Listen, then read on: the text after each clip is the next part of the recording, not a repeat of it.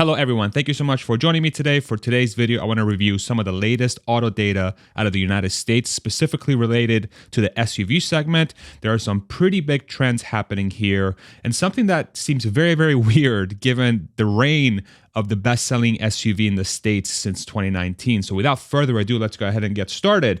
What car am I talking about? Of course, everyone's favorite car, the Toyota RAV4. I should be saying SUV. This thing, as we all know, is very, very popular in the States. It was first launched in the United States in January of 1996.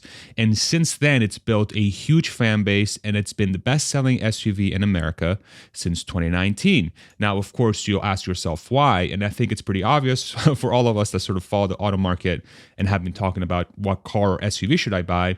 Toyotas are very well known for being extremely reliable, quite safe, and also very affordable. And since the US loves their SUVs, you would think the RAV4 would do well, and it has done extremely well, especially in the last 4 years.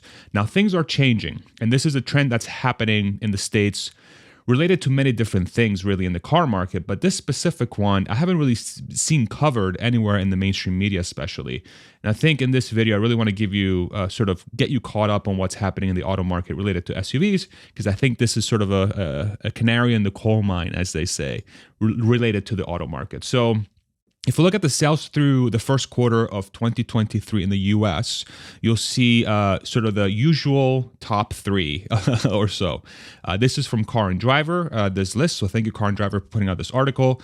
Ford F-Series includes the F-150, the 250, the 350, so on and so forth. Of course, shouldn't be a shocker. Best-selling car in the States, period, vehicle. 170,000 or so units sold so far in the first quarter of 2023. Everyone's favorite truck. The second best-selling truck or best-selling vehicle, period, is the Chevy Silverado at about 124,000 units thus far in 2023. And then number 3 is the Ram pickup. Again, shouldn't be a surprise, 105,000 units. And again, this includes all the variations of those pickups. There's different sizes, different cab sizes, engine, so on and so forth, drivetrains. So it's inclusive of all those models for each one of these trucks. Now, if we skip to the number 5 spot, and skip number 4, you'll see it's a Toyota RAV4 at about 84,000 units sold. And so, of course, the number 4 spot will be the best-selling SUV, since this guy is an SUV in number 5, and the first 3 are pickup trucks. And so your best-selling SUV and the 4th best-selling vehicle in the United States thus far in 2023 is the Tesla Model Y. At 85,000 units sold.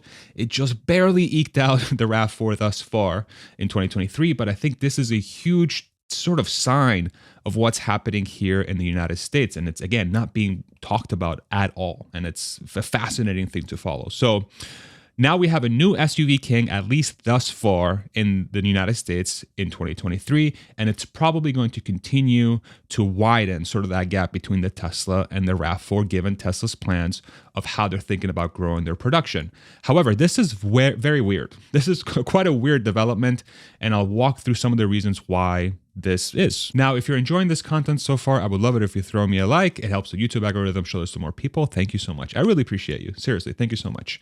Now, the reason why this is so weird is that Tesla is an EV-only automaker. That's the only thing they make. They make an electric SUV in the Model Y and the Model X, an electric sedan in the Model 3 and the Model S. So they have really 4 cars, and they're all electric. In Toyota's case, they offer ICE or gas cars, internal combustion engine vehicles, and also hybrids. They don't really have any pure EVs. They do, but they're like super small cells in California.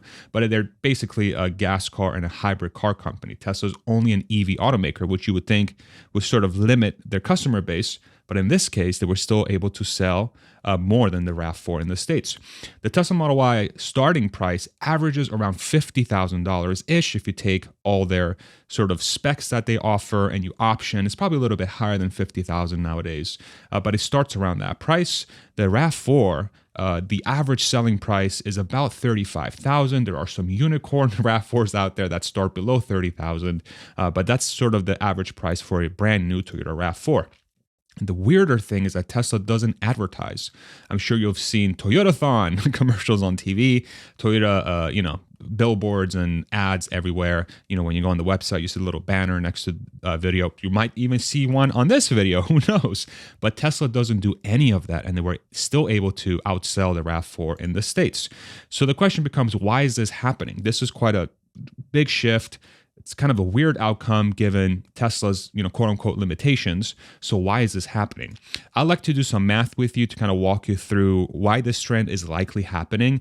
And it's mostly centered around affordability. And I'm going to go ahead and sort of deep dive this for you. Now, the biggest change in 2023, especially related to electric vehicles, is that there's a new US federal EV tax credit that was lumped in with the Inflation Reduction Act that was passed in 2022 that allows buyers to take advantage of a tax credit at the end of the year when they purchase an EV. These are based on some pretty big points. You have to make sure you have income thresholds that you've hit as either an individual or married couple or whatever your status may be. And also the car has to qualify based on where they source the raw materials, where the car is built, so on and so forth. Here's just a quick summary. In case you're not familiar, the federal tax credit is up to $7,500 that you get at the end of the year. And then you also have to qualify based on if you're going to use it for your own use and not for resale, and it has to be primarily used in the States. And then your income thresholds are $300,000 for married couples, $225,000 for heads of household, and $150,000 for all other filers. This, of course, is going to probably be the huge majority of the United States, but it's also based on how much taxes you owe at the end of the year, which is going to vary from a case-by-case basis. Now, for the Tesla Model Y, it does qualify for the full $7,500 EV tax credit because its manufacturing processes and its raw materials are being sourced in the United States primarily, and that's why it's able to take advantage of the credit versus other automakers. Now, the key thing, again, to keep in mind is that this credit is on taxes that you owe at the end of the year, or they're baked into the lease price of the car. You currently can't get that in the loan, but that's going to change. But you can get it in a lease, or at the end of the year, if you owe at least $7,500, you'll get that back essentially, if that makes any sense. So what does this do to all-in cost? Of course, $7,500 is quite a big savings on a car. And so this really has changed the equation for what it means to own a Tesla Model Y in this case. And then if we compare it against the RAV4, I think you'll get some pretty eye-opening results. So before we go into that analysis, if you'd like to support the channel, I have a coupon for Athletic Greens in the description below. It's a supplement I take every single morning. You get free travel packs and free vitamin D if you'd like to take advantage of that coupon. I've been using it since 2020. Mwah! Amazing product. Okay, let's move on to the numbers now. So here is what I've done. I've taken the lowest spec Tesla Model Y, which starts at $46,990. Here are some of the specs for the car.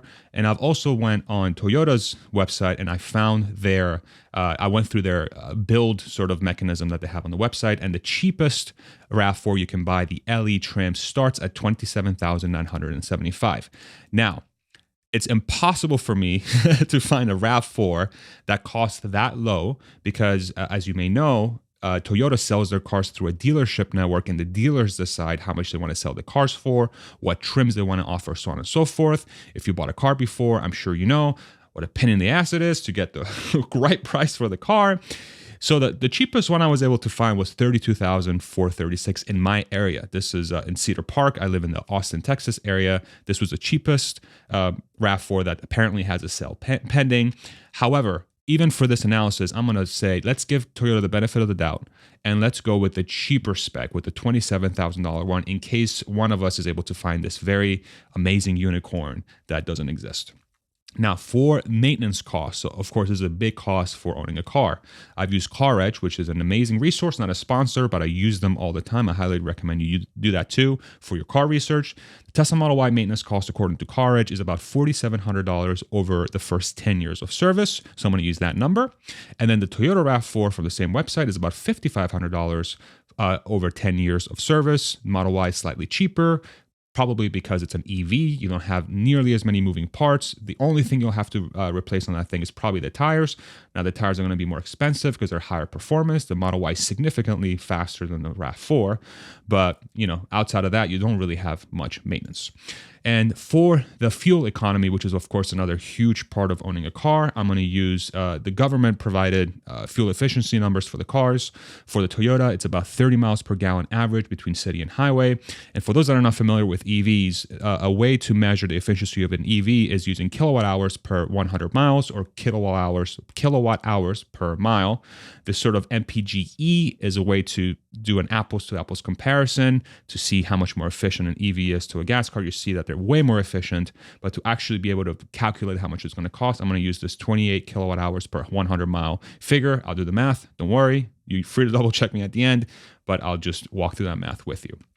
I'm going to use $3.66 per gallon of fuel for the RAV4 fuel cost. That's about average right now in the States. Of course, it's going to differ by region. And I'm going to use the average electricity price in the States, which is about 13 cents per kilowatt hour. Again, that will change depending on your region, but that's the average in the States. And I'm also going to use the average yearly travel for an American driver. It's about 14,000 miles per year, according to two different sources. And now I'm going to use that to calculate how much fuel you're going to use after 10 years of ownership. And that's what I'm going to do this math on. This is what I'm going to base this math on. It's over 10 years of ownership. And so we can see how the math pans out. There's got to be a reason why people are buying more Model Ys than RAV4s, right? And so here is the chart. We have the Model Y, we have the RAV4. They're starting MSRPs. We have the lowest trim Model Y and the unicorn RAV4. We have the $7,500 tax credit if you are able to get it as somebody that has the right income thresholds, obviously, but that should be the majority of Americans. We have the net price after that EV tax credit. We can see the Model Y's price goes down. Then we're going to bake in the fuel cost over 10 years at 14,000 miles per year. You can see the Model Y is way cheaper to operate because electricity is cheaper than gas and electric vehicles are way more efficient than gas cars. And then you also have the maintenance after 10 years, which is, again, a little bit lower for the Model Y. And if you bake in this cost over 10 years, you can see that the Model Y is actually cheaper to run after 10 years than the RAV4, which might be a shock given sort of the price difference here. But after doing this math, it becomes pretty clear that the Model Y after 10 years of ownership is cheaper. And down here, I have my fuel math in case you want to double check me. Do let me know in the comments if I have this incorrectly, but I'm pretty sure I have this correct. So $49,000 after 10 years of ownership. The RAV4 is about $50,900. So the RAV4 is about $1,500 more expensive to run over 10 years versus the Model Y. And again, this is the unicorn RAV4. Really, the cheapest one I was able to find in my area was about $5,000 more expensive. And so you would add another $5,000 technically on top of the RAV4 over the course of the ownership. Now, the other two variables that are part of car ownership are insurance and depreciation, obviously. However, huge variability here. Insurance is highly dependent on driving record, state, and provider. I'll give you an example. I currently drive a Tesla Model Y, the best-selling SUV, go figure.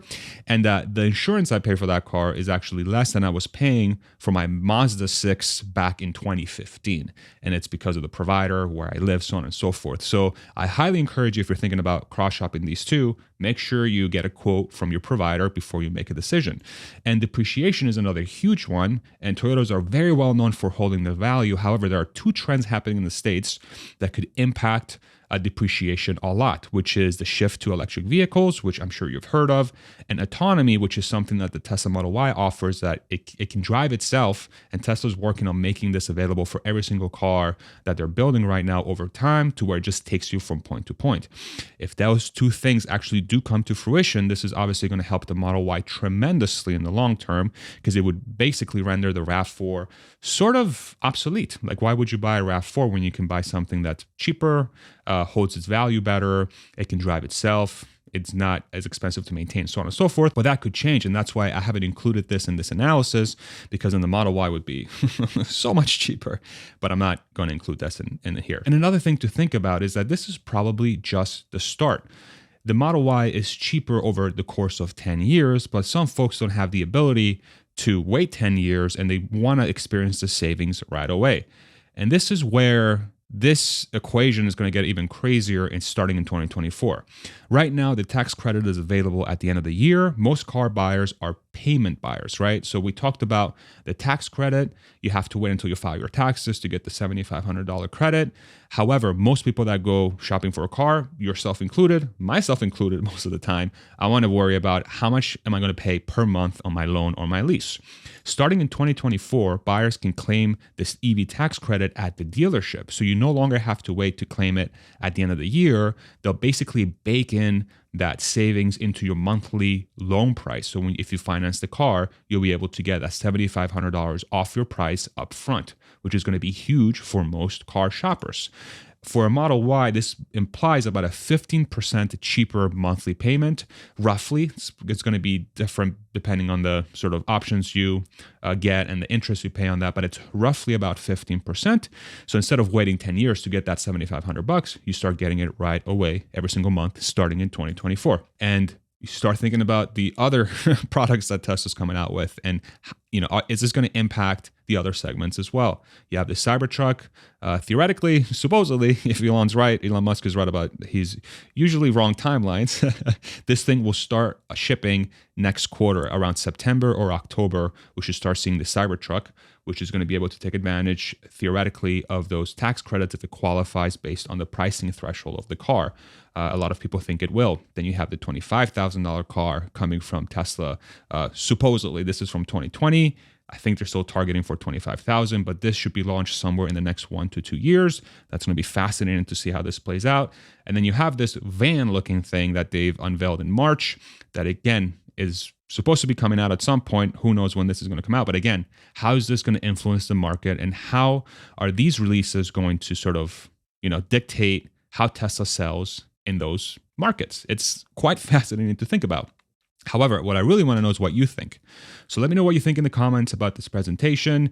If there's anything in there that I missed, if there's anything in there that needs to be talked about as well. And if you want to see more videos from me, feel free to subscribe. I put out videos like these all the time, and I always want to hear your opinion on everything that I put out. It really helps me sort of understand these matters better, and I'm trying to really build a community of people that really want to deep dive these topics, especially around the world of electric vehicles and also autonomy and artificial intelligence, so on and so forth. So if you do want to support the channel, subscribe, like, all that good stuff. And lastly, if you want to support the channel by purchasing some merch, I have some shirts, hoodies, just like the one I'm wearing right now about blueberries, great fruit, right in the description below. So feel free to do that. I highly appreciate that. You don't have to, obviously, only if you want to. So thank you so much for watching this video. I hope it was informative and helpful, and we'll see you in the next one. Take it easy, everybody. Bye-bye.